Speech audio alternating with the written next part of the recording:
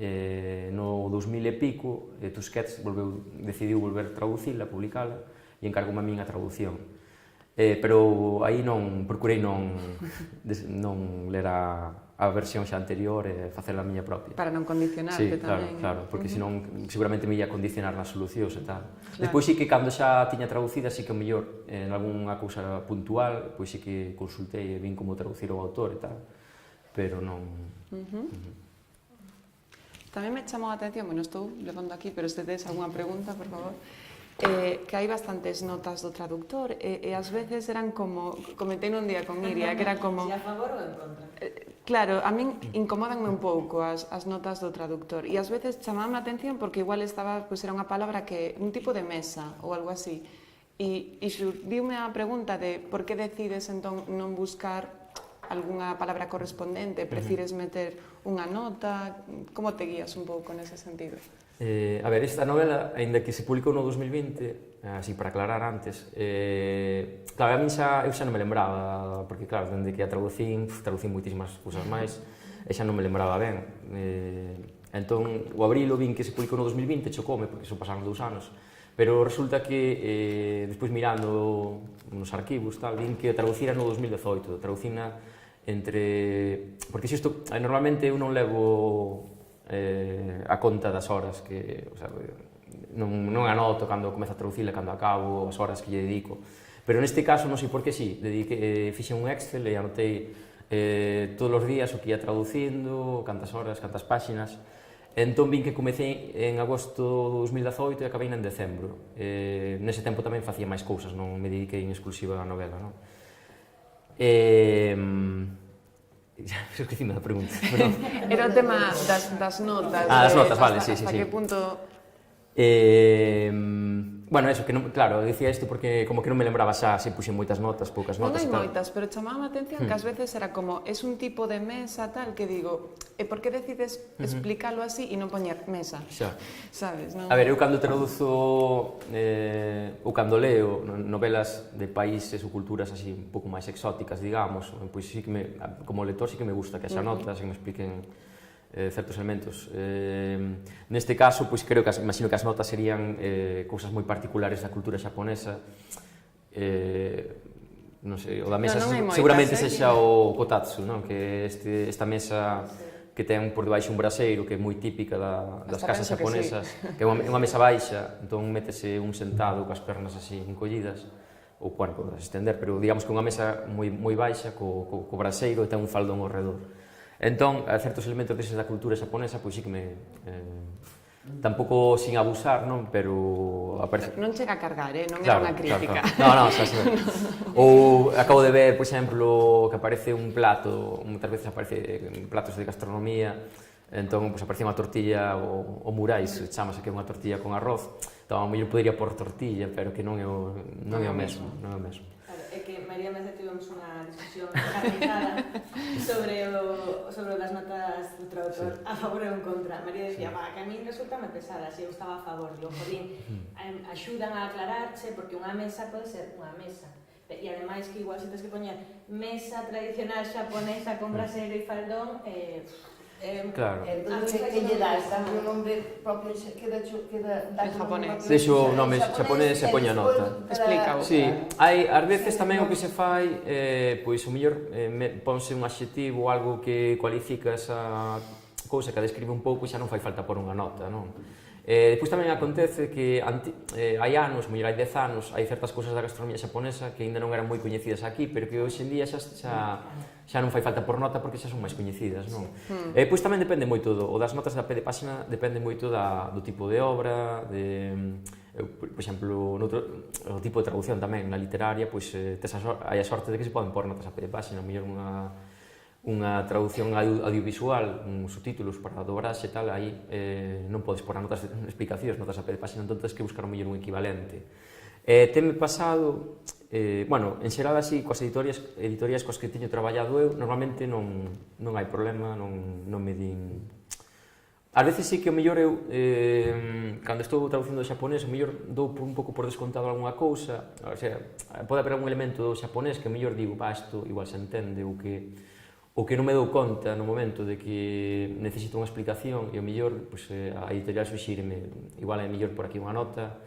E depois tamén pasa, ás veces teño que pôr notas explicando cousas culturais. Por exemplo, outro día estaba traducindo unha novela e había un personaxe, na novela o narrador dicía que o personaxe fixo este xesto, que xuntou o pulgar co dedo índice, e este xesto significa diñeiro en xaponés. Entón, pois sí que o tiven que explicar, que o mellor podría cambiálo e dicir, non sei, cambiálo por outra cosa, por un xesto noso, pero bueno, pareceu moi interesante preservar ese detalle, non? Que máis, así... Que os xaponeses teñen moitos xestos que nós non temos, por exemplo, como este, que significa moza, alguén ten unha moza, faz así, ou así, como é, facer así, non sei como era, significaba que yakuza, non? Con a mafia, tal, como unha cicatriz, non? Teñen unha serie de xestos. Por exemplo, eles para chamarnos, como facemos así, non? Ben, tal, eles fan así.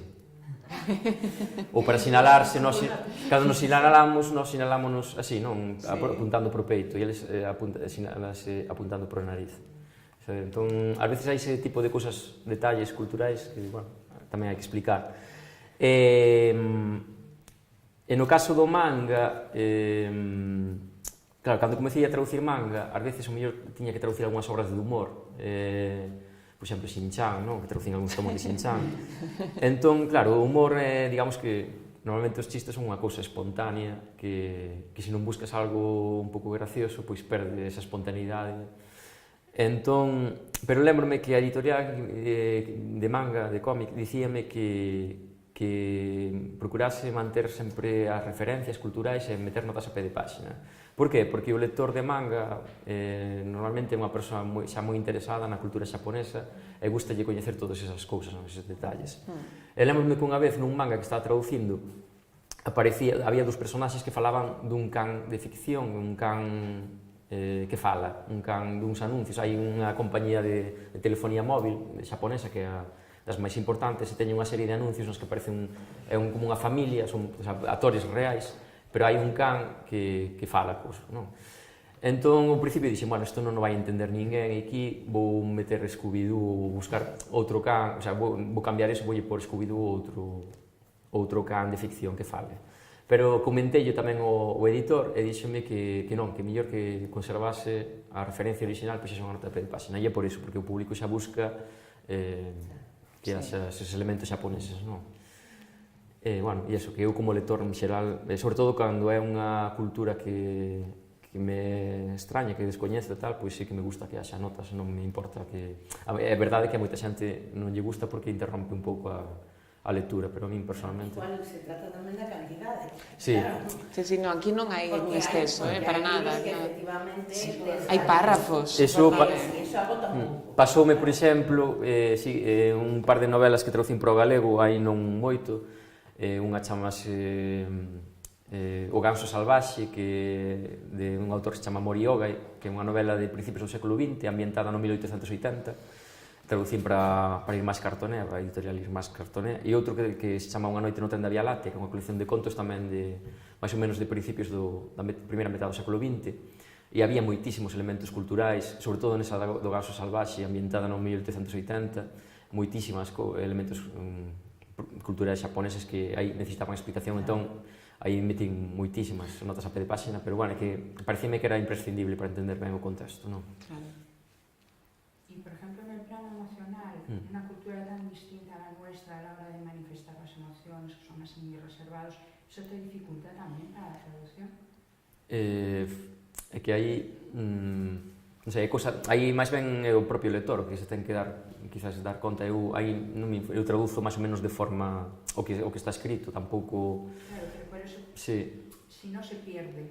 Sí, eu creo que sempre algo, sempre se perde. Tamén moitas veces depende da bagaxe que teña o mellor o propio lector, pero o mesmo pasa cunha novela. Se eu leo unha novela do século XIX e o mellor non coñezo ben o contexto histórico, social, tal, comparado con outro lector que sí que o coñece ben, pois tamén vou perder moitas cousas. Se leo unha novela, que sei, de Tolstoi ou de Dostoyevsky, e non coñezo se cadra certas cousas do momento histórico, político, social, Pois, entón, iso, ao final tamén creo que depende un pouco da bagaxe, da propia bagaxe. No caso, sí, nese aspecto de emocións e tal, hai cosas que o mellor o lector de aquí vanlle chocar ou non lle van parecer... Claro, o mellor o lector pode ler algo que vai dicir isto é unha cousa inventada, é cousa do autor, da autora, ou é algo propio dos xaponeses que se comportan así e tal, pero, claro, ao final depende un pouco... Non podo explicar todo, o mellor, sabes? Entón, sí que, ás veces, algo sí que se pode perder. En este caso desta novela en concreto, ti veches ou lembras de ter algunha dificultade nese sentido ou realmente non? Pois a verdade é que non, o sea, tampouco lembro moitísimo, pero creo que o estilo en xeral é bastante, non é moi complicado, non lembro así que houvese ninguna dificultade moi grande. Bueno, despois é unha tontería, un detalle que tampouco ten moita importancia, pero o nome do gato, bueno, en xaponés, nós temos o alfabeto, e xa está, pero en xaponés teñen os ideogramas, non, que son estes os ideogramas que son, a maioría importaronos da China, do chinés. Despois teñen dous silabarios, que son como alfabetos, pero en vez de letras soltas serían sílabas. Entón, kakiku ke ko, sashisu se so, tachitsu te to, etc. Entón, por exemplo, isto é unha sílaba. Isto de aquí, que se lee no, e este de aquí tamén repítese. Isto é unha sílaba, e estes tres son ideogramas. Entón, eles misturan os ideogramas e os dous silabarios. Vou volo pasar, se queredes botarlle un ollo. Entón, para os nomes estranxeiros, utilizan un silabario en concreto. Por exemplo, o meu nome, non? Para escribir o meu nome ou calquera dos vosos nomes, utilizan un silabario concreto. E entón, a transcripción dos nomes estranxeiros é unha transcripción, digamos, fonética. Nós, cando escribimos unha palabra estranxeira, eu que sei, pois Michael Jordan, non sei, que é o primeiro que se me ocorreu. Pois escribimos Michael, J.O. Jordan, non tal. Eles... Non, escribes así. Leese en vertical de dereita para esquerda.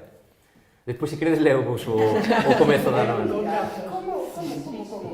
Lese, a ver. Si, lese... Comézase a súa primeira páxina e a nosa última páxina, non? Que dicir, o libro, este sería a contracuberta, que está aquí a sinopse, e esta é a cuberta. Entón empezan a ler así, de arriba para baixo e de dereita para esquerda, non sei, pasando así as páxinas, non? En vertical. O sea, o sentido, a forma de ler, de escribir tradicional é en vertical. Pois nos mangas tamén se escribe, nos bocadillos dos mangas tamén se escribe en vertical. Despois hai, por exemplo, en internet e tal, o normal é que estea en horizontal, igual que como no noso sentido de lectura, non? Pero o tradicional si, así en vertical. Entón, estaba... Comentábamos, ese é un detalle un pouco que tampouco ten moita importancia, pero o nome do gato, da gata, que é... Claro, en xaponés non distinguen o son do R suave e do L. Entón é rara, máis ben é rara, non? Entón, claro, cando hai unha palabra desas, ti podela transcribir, non ten por que ser lala, xa podela transcribir de moitas formas distintas. Podería ser rara, ou rala, ou lara, ou lala. Entón, aí dubidei ao principio un pouco e tal, pero ao final, bueno, optei por lala. Entre rara e lala. Sí, moitas veces... Por certo, perdón, porque... O chiste que facíamos de pequenos de imitar aos japoneses coa R e coa L, tiña algo. Non exactamente, bueno, sí, que a veces confunde, sí. Claro, bueno, os orientales, efectivamente, estou aquí mezclando, pero me estoy coronando, ¿vale? Os chineses sí que teñen o son este. A ver, pasa... Es que los chinos no saben, yo he estudiado un poco en China y los chinos no les cuesta pronunciar la R, es verdad, es cierto. Sí, o R, sí. Es una realidad. Sí, o R forte tamén en xeral, os japoneses tamén. O que pasa é que, bueno, ás veces sí que pronuncian, o sea, normalmente é rarirurero, non? Como din eles. Bueno, porque eles, bueno, as vogais nos dicimos a, e, non, bueno, a, e, o, sí, perdón, se dubide por un momento. Eles ordenan a, i, u, e, o, din así. Pero o son ese do R suave, normalmente, o sea, din rarirurero, non? O que pasa que ás veces, por exemplo, pasa moito con cantantes que están cantando e en vez de dicir realmente o que din, porque claro, a articulación do R, do L, do R suave do L é moi parecida, ra, la, non? E ás veces, cando cantan, pronuncia máis ben la que era. Pero, bueno, normalmente é un R suave. E entón, con esas palabras, con ese tipo de nomes, ás veces un non sabe ben como transcribilas. Pasoume unha vez traducindo un manga que estaba ambientado nun mundo ficticio e todos os nomes de personaxes, topónimos e tal, estaban escritos con este alfabeto. Entón, por exemplo, a protagonista chamábase, en japonés escríbese Uruna. Entón eu podía chamarlle Uruna, Urruna, Uluna, Ulna, Urna, porque en japonés, por exemplo, o meu nome, como eles non teñen moitas vogais así consonantes soltas, por exemplo, o meu nome, para dicir Gabriel, para escribilo, dirían Gaburieru, escriben así, Gaburieru. Quero dicir, eles non teñen o R solto, un L solto, entón teñen que engadir unha vogal, Gaburieru. Ou, por exemplo, para dicir México, escríbeno Mequisico, porque non teñen o mec, ese k solto. Entón, neste manga do que vos falaba antes, había moitos topónimos, nomes de personaxes que, como Uruna, que non podía transcribir de 1000 formas distintas. Ao final, escollín Ulna, non? Pero, Ulna creo que xa estaba escrito en alfabeto occidental na propia portada, pero o resto tiña que inventalo. Entón, bueno, nese caso, puxérame en contacto co autor, escribinlle, porque vin que tiña o email en internet, escribinlle, e el díxome, pois mira, estes nomes podelos escribir como ti queiras, pero estes outros están sacados de, a min gustan moito os westerns, as películas do oeste de Hollywood e tal, pois este nome ven de tal película, que moitas veces hai esas referencias e tal, non? Que non sempre son fáciles de captar, tamén dependen da túa bagaxe cultural. Outras veces tens que estar un pouco atento e sospeitar e dicir, bueno, aquí igual hai algunha referencia a algo, voume documentar, non, para ver de onde saiu e tal. E tes moitas veces a posibilidade de falar con autores? Pois, Sí, non. Normalmente é moi raro, no caso en todos os casos é raro. Pasoume unha vez que, traducindo un libro de Haruki Murakami, que se chama Unkei 84, sí, pois traducindo ese, Murakami falaba no original, no xaponés facía unha referencia a Alicia, no País das Maravillas, falaba da reina da baralla. Entón, a min, creo que, no libro de Carroll, creo que é a reina de corazóns. Entón, extrañoume que puxese a reina da baralla, entón, dixenlle a editorial española se podían facerlle esa consulta a través da xente del, non sei. E a editorial española xa me dixo que nada, que mellor non molestalo. Pero eu non creo que seguramente non tería problema ningún en responderme, pero a editorial preferiu non molestalo. Pois no caso do manga, así que, no caso puxeme en contacto co autor, e levei unha sorpresa, porque el respondeume moi amablemente, pero ao cabo dunha semana, de repente, eu non lle dixera nada a editorial de Iki.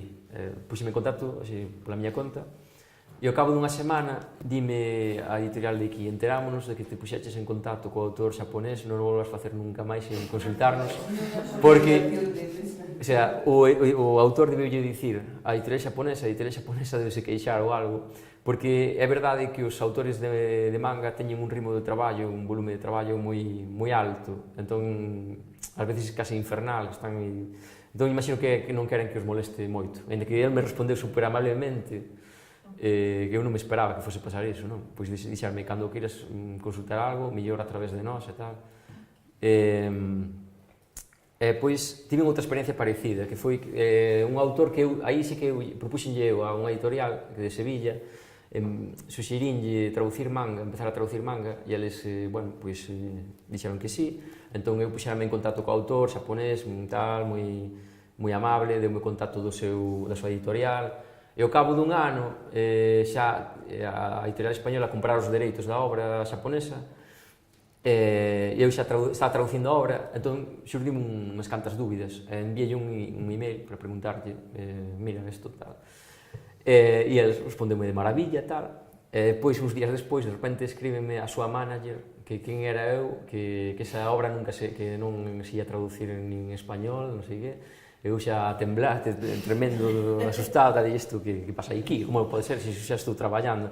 Entón preguntei yo da editorial española, dixen, pero esta obra non me compraste os dereitos? Dixen, sí, xa está asinado o contrato, tal. Entón, ao final, eles non sabían que se estaba traducindo. Entón, de repente, interviu tamén o editor xaponés, e dixe, no, o sea, para aclararlle a manager que sí que se ia traducir e tal, pedirme disculpas e tal, pero... Que cambio de manager. Sí. E pois xa o exemplo contrario sería si que hai un autor que é xaponés pero que vive en Múnich porque traducín unha novela ao galego, que aí sí que ademais ven moitas veces por aquí e tal, e aí sí que non tiven problema ningún para preguntarlle todo o que quixen, xa é casi un amigo, non? Pero normalmente é raro que... E hai moitos traductores que prefiren non... Bueno, coñezo en concreto a María Alonso Seisdedos, que é unha grande traductora que temos aquí, traduce pro galego, pro español tamén. E ela dicía que era que prefire casi moitas veces non porse en contacto cos autores, porque moitas veces que casi que tamén ten levado decepcións, non? Que pensar que o mellor idealizar o escritor ou escritora é que o mellor despois no contacto persoal non... Sí, perde moito. Non sei se tedes algunha dúbida. Vi en el libro que las últimas páginas que coincidirían con nuestro principio vienen como tabulados. ¿Qué es? Isto? Sí. Isto é publicidade de outros libros. Da autora, sí, son todos da autora, creo, sí. E ao final tamén trae un pequeno epílogo, o sea, que é o texto. Sí, non, este é o mesmo. Sí, sí. Nas novelas xaponesas é frecuentísimo que haxa unha especie de epílogo ou texto explicativo. Pero é fácil a edición de bolsillo, que será esa. Sí. A min resultoume, o sea, chocoume tamén, non o esperaba e resultou así raro, claro. Pois no Xapón é frecuentísimo que haxa textos, ao final, e moitas veces escritos por outros autores que non teñen que ser, mesmo no manga, moitas veces hai como especie de prefacios e cousas así. Claro, teño visto algún libro que trae 3 ou 4 páxinas ao final con un pequeno resume de outras obras igual do mesmo autor, non? Pois Mariko Koike, non sei calquera, pero o prefacio resultou máis chocante.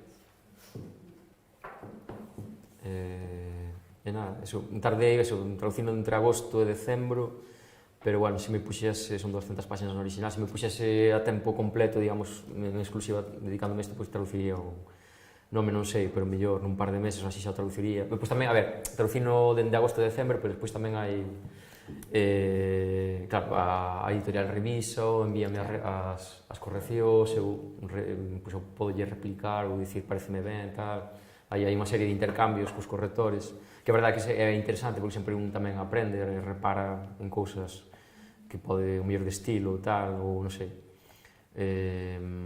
No caso do manga é moito máis, claro, os prazos xa son moito máis xustos, normalmente traduzo un tomo nunha semana, máis ou menos, ás veces en 10 días, pero bueno, máis ou menos unha semana.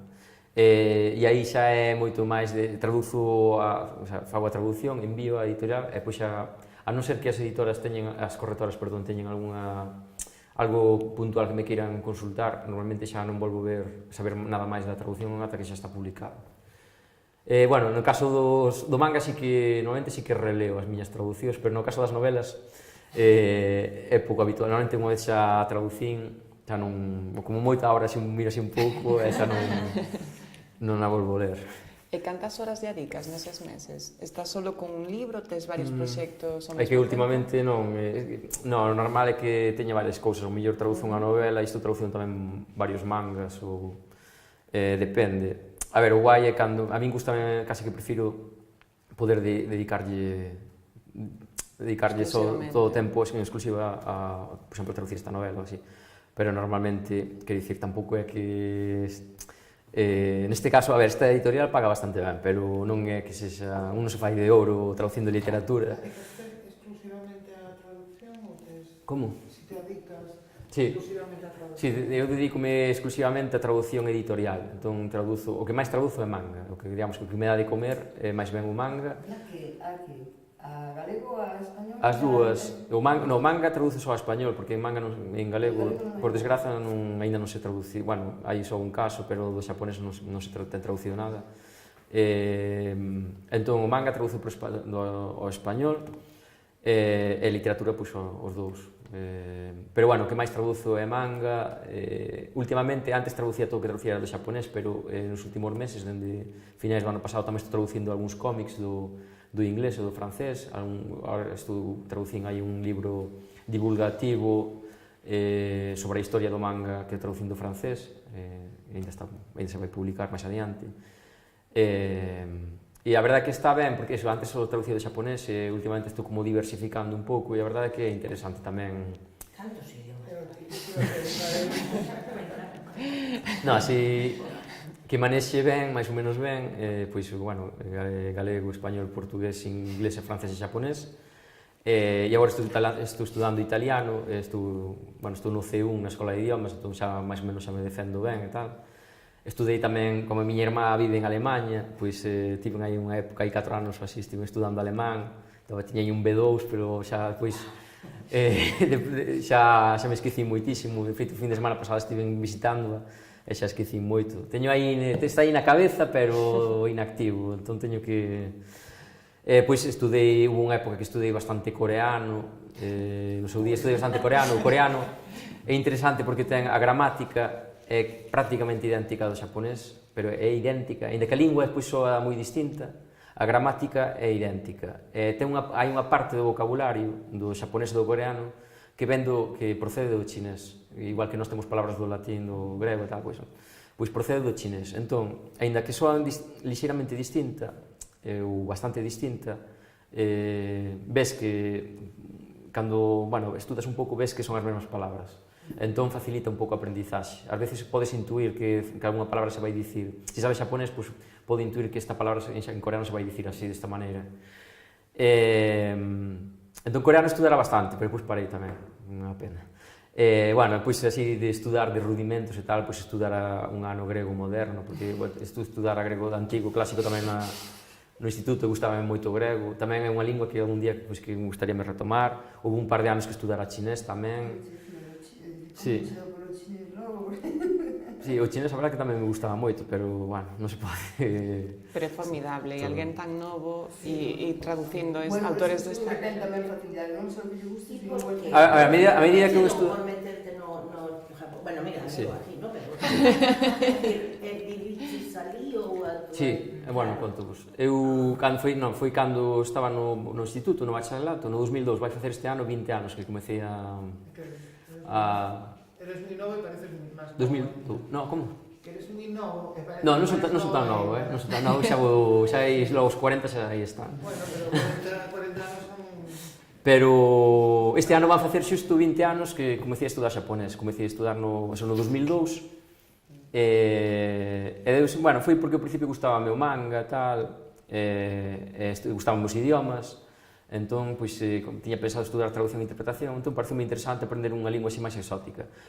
Pero ao principio eu non coñecía moito da cultura xaponesa, era máis que me gustaba o manga, e dixen, como tamén estudaba grego clásico, que me encantaba, polo feito de que tiña un alfabeto distinto e tal.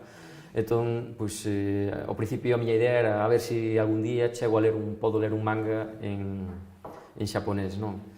E pois a medida que fui estudando, pois fui descubrindo tamén o que é a cultura xaponesa, e a partir de certo momento pois xurdiu o desexo de algún día ir alá. Entón, eu estudei traducción e interpretación en Vigo, tiña inglés e francés como linguas estranxeiras, seguín estudando xaponés pola miña conta, e pois eu en terceiro fume de Erasmus a Bruxelas, botei ali un ano e aproveitei que na facultade sí que había xaponés para ir a todas as clases que puiden e tal, fixen amigos xaponeses. E ao acabar xa a licenciatura, pois vin que había unha bolsa de estudos para ir ao Xapón, unha bolsa que concede o Ministerio de Cultura e Educación do Xapón, e soliciteina 2 veces, a primeira non me deron, e a segunda sí que xa me deron. Entón, a miña idea era para facer un traballo de investigación. Entón, a idea coa que eu fun ao Xapón era botar un ano e medio, era dun ano e medio, era en outubro de 2010. Ali o curso académico comeza en abril, en abril. Pero dábame a posibilidade de ir 2 anos ou un ano e medio. E como se ia 2 anos, tiña que ir en abril e me cortaba un pouco o curso, e eu tiña outro plan aí, pois ao final decidín ir a partir de outubro. E a idea era estar 1 ano e medio e facer este proxecto de investigación ali na universidade, que eu escollí a Universidade de Kobe, porque había unha profesora que era especialista en teoría da traducción. Ali non hai facultades de traducción e interpretación como aquí, na que se aprende un pouco tamén a traducir, a práctica e tal, senón que pois, hai de filoloxía ou tal, e a mellor, neste caso había unha profesora que sí que era especialista nese ámbito. Entón, fui a Universidade de Kobe. E, claro, eu non me vía con esta bolsa, dábame acceso mellor a intentar meterme nun máster ou nun doutoramento. O que pasa é que eu non me vía eu aprender xaponés, sobre todo de maneira autodidacta, e sobre todo centrarme no que máis ben no que era como aprendía eu só, porque aínda non había xaponés na escola de idiomas, nin nada disso. Eu centrei máis no que era a gramática, en ler e tal, pero falar, pois, tiña menos soltura. Entón, o que fixen... eu non me vía capacitado para facer un máster en xaponés, ir a clases en xaponés, tomar apuntes en xaponés e tal. Entón dixen, bueno, fago o traballo de investigación e xa está. Pero chegar ali, a miña titora e as miñas compañeras do departamento animaronme a intentar facer o exame de acceso ao máster. E eu cheguei en outubro, o exame era en decembro, tiña 2 meses para prepararme. Entón, empecé a estudar, a prepararme, claro, aparte tiña que estudar sobre teoría da traducción en xaponés, aprender toda a terminoloxía deso, ou sobre lingüística e tal, nunca estudara iso. Así que sabía xaponés máis ou menos, defendíame, pero non coñecía toda esa... Nunca estudara en xaponés unha materia, non? Entón preparéme, pero a primeira vez non aprobei o exame. Entón tiña unha segunda oportunidade ao cabo dun ano. Entón estive preparando durante un ano e aí sí que aprobei, e ao final, pois a ese ano e medio, sumouselle 2 anos máis de máster que fixen de lingüística. Entón, 3 anos e medio que estiven ali na cidade de Kobe e a verdade é que me encantado, foi unha experiencia maravillosa. E ao final, pois, regresei xa no 2014, en marzo, vim para aquí e fixen aquí, acabei, eu xa estaba anotado no doutoramento aquí e acabei aquí o doutoramento. E a partir de cando acabei o doutoramento, antes o mellor traducía unha novela ou 2 como moito o ano, porque estaba estudando tamén. Cando acabei o doutoramento no 2016, pois decidín dedicarme xa a tempo completo a traducción editorial, entón puxeme en contacto con varias editoriais, e houve en concreto unha de manga que se chama ECC Ediciones, que foi a que máis, hoxe en día é o meu principal cliente, digamos, a que máis traballo me dá, aínda que neste momento pois xa traballo para moitas outras editoriais, pero de manga esa é a que máis traballo me dá, digamos. E así. Fantástico. Y para alguien que quisiera empezar con el manga, que no tuviese ni idea, ¿qué nos recomiendas? Bueno, porque claro, con manga hai moitísimas temáticas, amplísimo, moitos autores, estilos e tal. ¿Qué imprescindibles? Bueno, a min hai un que comecei xa cando eu comecei a ler manga, había un autor que me gustaba moitísimo que se chama Jiro Taniguchi, escrito J-I-R-O Taniguchi, Jiro Taniguchi, que é un autor moi distinto, moi influenciado polo cómic europeo, franco-belga e tal. Entón é un autor que non ten nada que ver con outras cousas que xa son máis ou mellor para infantís ou para adolescentes e tal. Pois non sei, ten moitos mangas, por exemplo, El almanaque de mi padre, Barrio Lejano, que é unha que recomendo moito, Barrio Lejano. Entón son como historias moito máis costumistas, na que aparece a vida cotidiana, o día a día do Xapón. Tamén ten, é un autor que, bueno, xa morreu e tal, pero ten unha obra bastante ampla e tamén ten, pois, mellor historias máis de detectivescas ou de outras sobre un loitador de boxeo, bueno.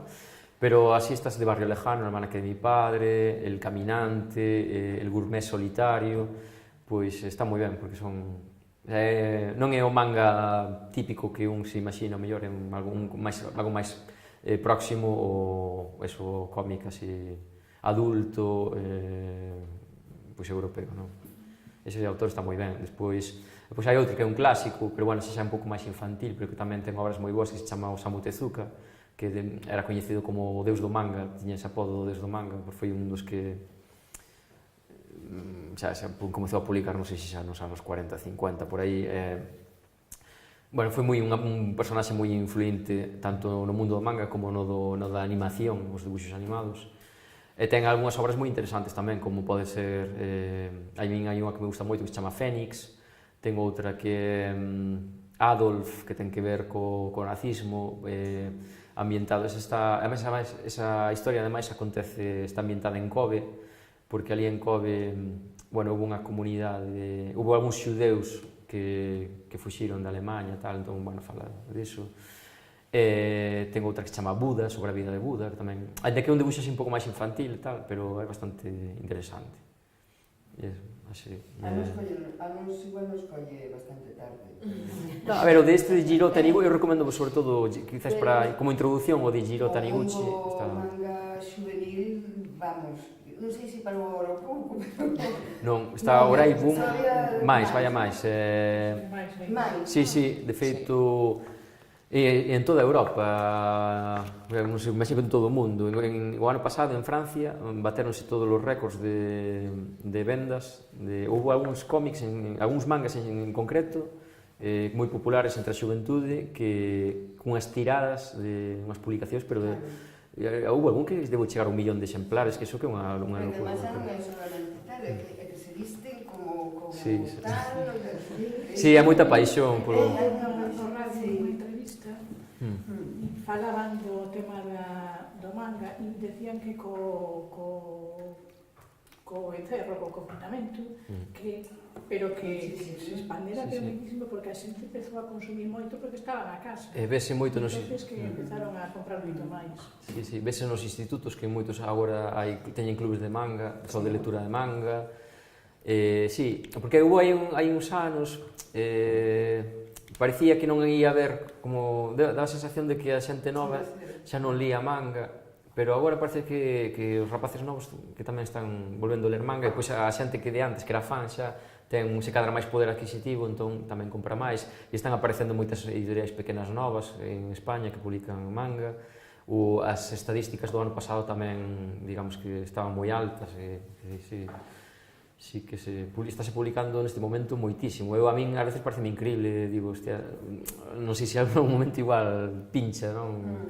Pero tamén pasa co sector editorial en xeral, que non, por unha parte, é verdade que o que comentas, non, que o tema do confinamento parece que axudou moitísimo.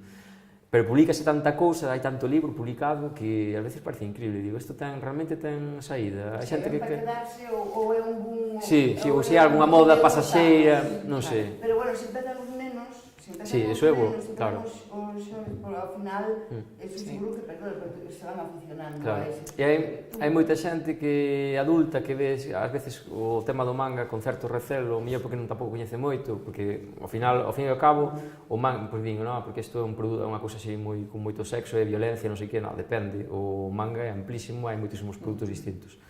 Entón, ás veces veo, bueno, isto tamén pasaba antigamente, non, coa banda deseñada, co cómic, que sempre dicía isto, que como que se despreciaba, o cómic é un tipo de lectura infantil que non ten valor e tal, pero moitas veces o cómic ou o manga tal é unha porta tamén de entrada á lectura, non? As rapaces que non lles gusta ler, non lles interesa, e mellor a través de aí, pois...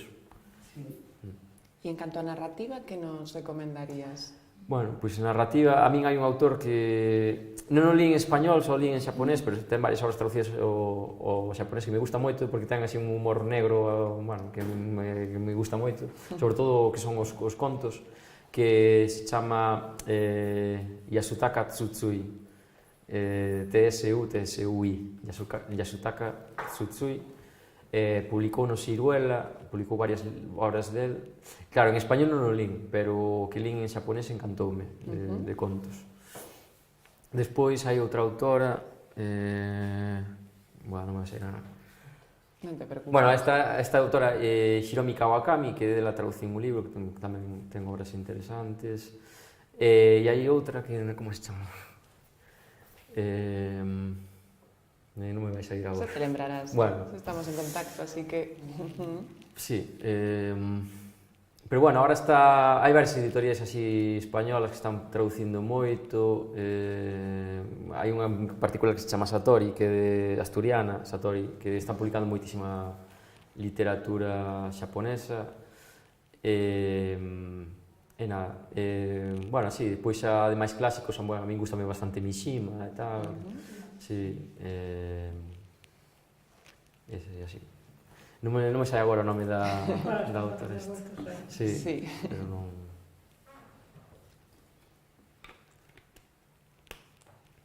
Bueno, pois non sei se queredes comentar algo máis. Queredes que vos lean o principio? favor. Queda moi ben aquí ler o... A ver, nos vamos a ir con nos. Vamos a comprobar, non? A ver se o falan. Verdade. A ver, leo. どこかでひとしきり猫の鳴く声がした。ユキコは洗い物の手をやめて台所の窓から、外を覗いた。裏庭の枝ぶりのあまり良くない桜の木の下に一匹の、薄汚れた猫が座っているのが見えた。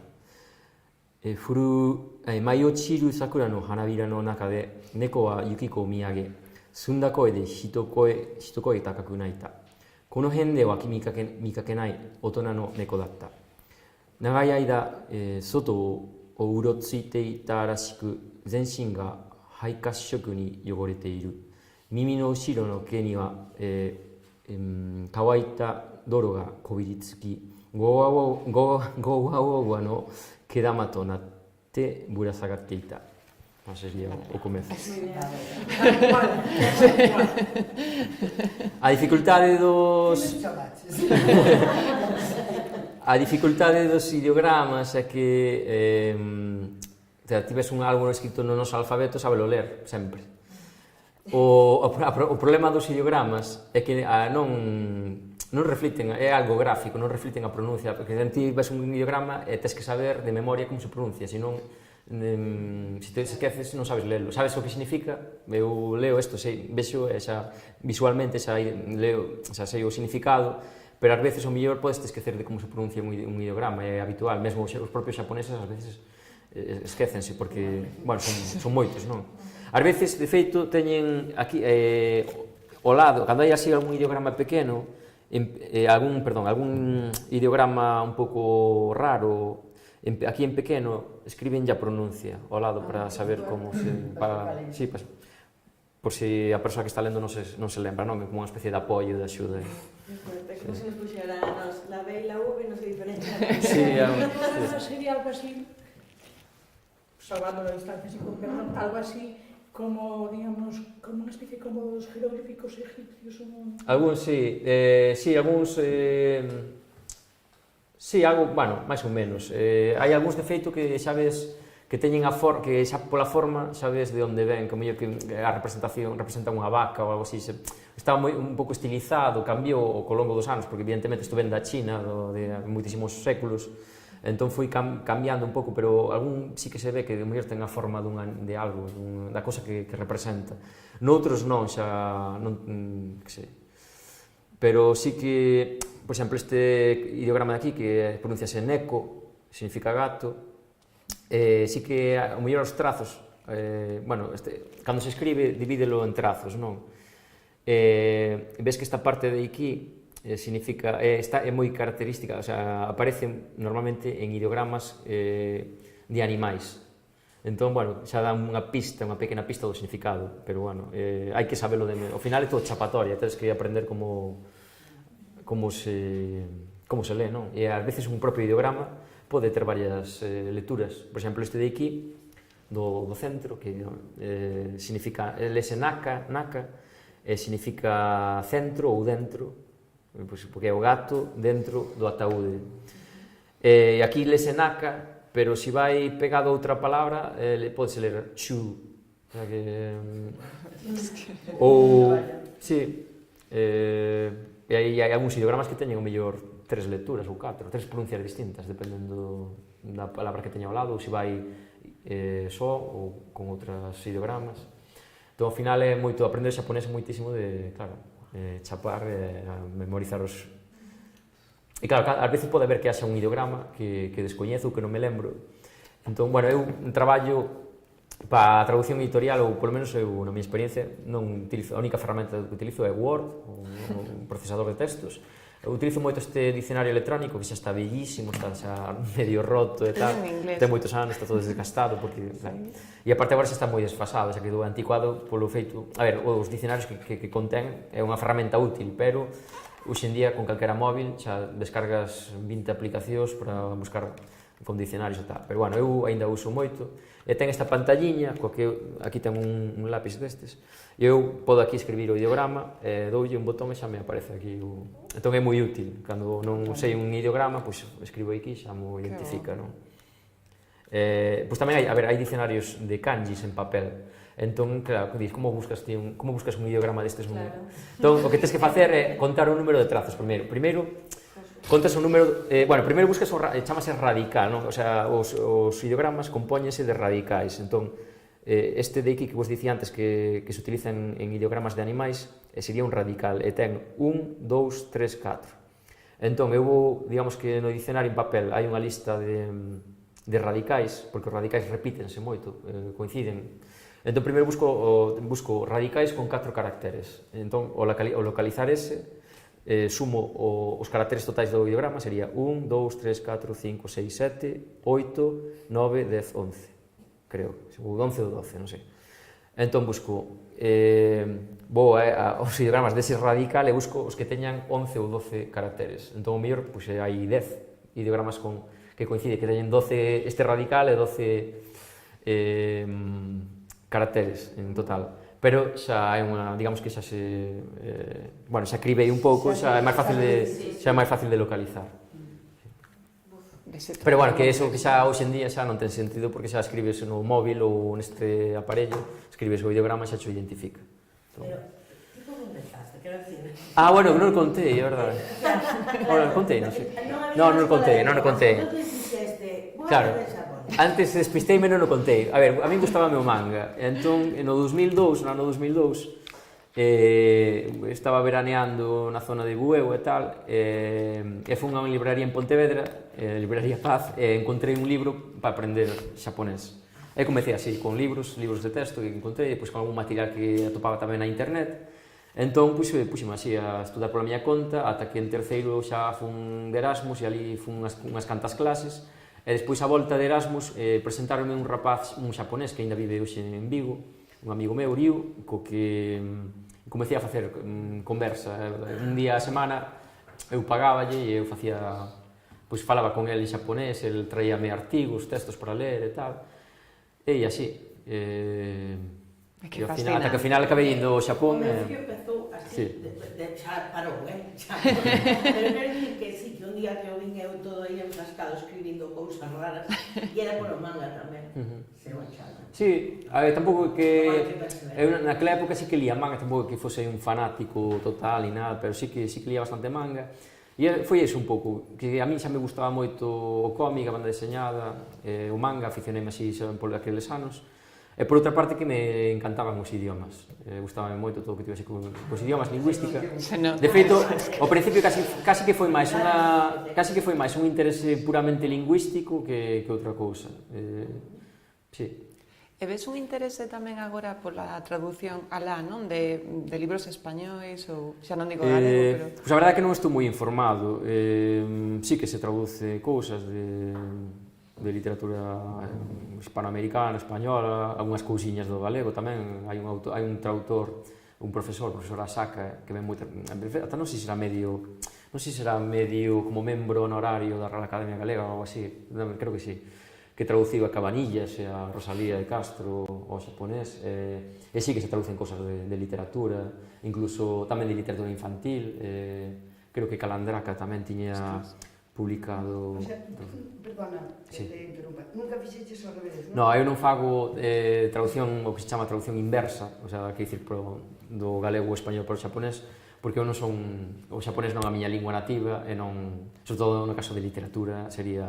Sí que teño feito, traducido cousiñas pequenas que me pediron, pero mellor un texto breve, tradúceme isto xaponés, para entender máis ou menos o sentido, tal, iso sí que o fago. Pero eu non estou capacitado para traducir literatura ao xaponés, nunca o faría porque non é nin a outra lingua. Eu sempre traduzo as miñas linguas lai ou nativas, non? Non sei que dicir. Sí. Bueno, eu a verdade que sempre estive moi desligado, os traductores normalmente nunca participan no que é o proceso de adquisición dos dereitos das obras e tal.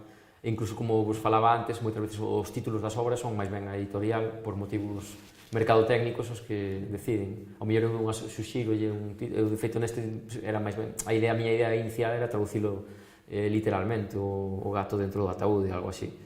Pero bueno, e eso, no proceso de adquisición de dereitos tampouco sempre estou aí non participo para nada. A editorial a que xa ten os dereitos da obra comprada e que me ofrecen. Pero sí que últimamente estou aí axudando unha editorial de Sevilla que está empezando a traducir manga e aí sí que estou facéndolle intermediario. Entón poñeme en contacto coas editoriais de manga, non en literatura, de manga.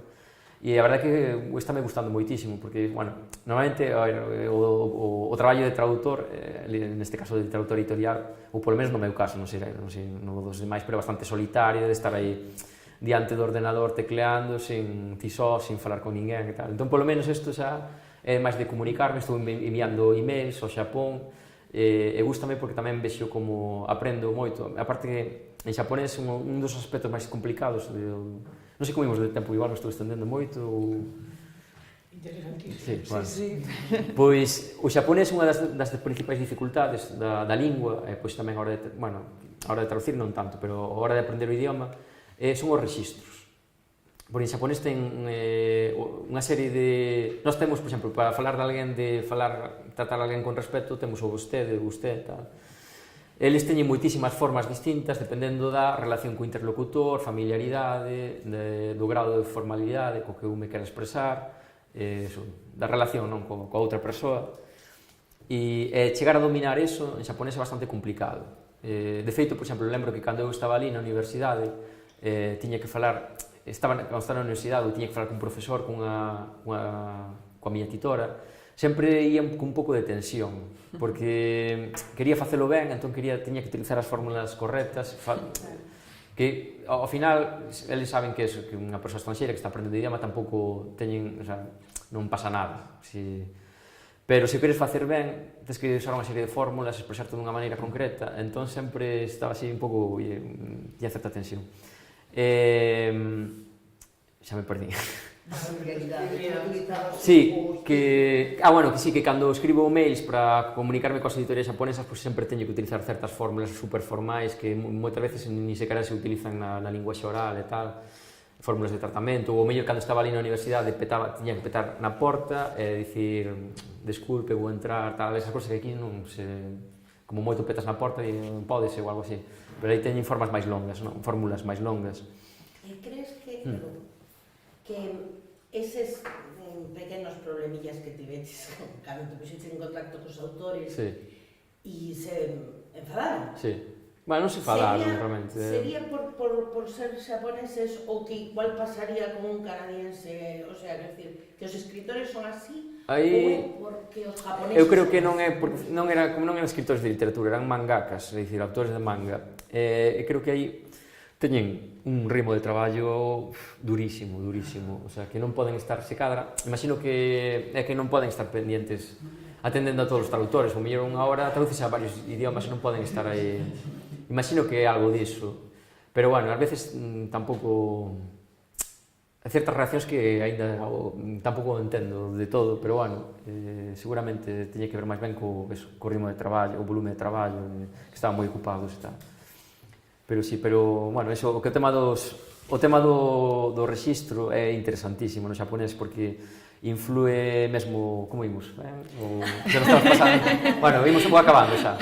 Sí, porque acabamos de mirar que o centro pechado 1:30, entón como son a 1:20... Vale, vou acabando xa. Pero podemos, se vos parece ben, podemos ir a un bar e seguimos aí un poquinho... Non é porque temos que desmontar o tinglado. Vale. Pero eu acompaño... Vais agora e eu debido a recojo.